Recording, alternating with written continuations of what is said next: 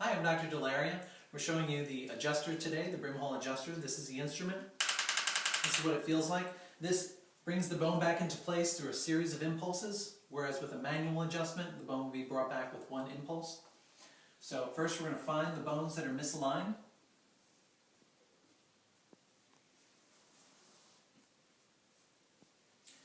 And then adjust them back.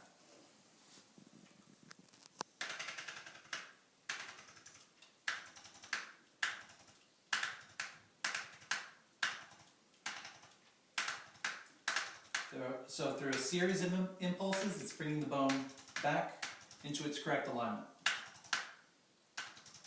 And then we recheck, and we have motion where we didn't have motion before. Good.